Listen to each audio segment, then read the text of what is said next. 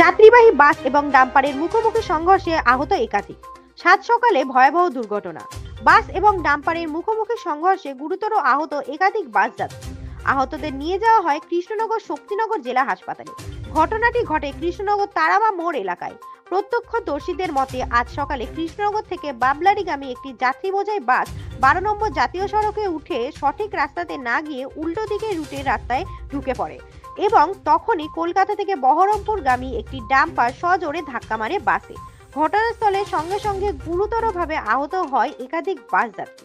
এলাকাবাসী সূত্রে খবর, বাস রং রুটে যাওয়ার কারণেই সাত সকালে এত ভয়াবহ দুর্ঘটনা। যদিও এই ঘটনার পর বাসের চালক এবং ডাম্পারের চালক পলাতক।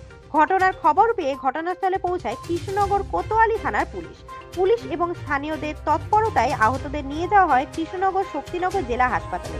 সেখানেই গুরুতরভাবে আহত হয়ে চিকিৎসারত রয়েছে একাধিক বাস যাত্রী।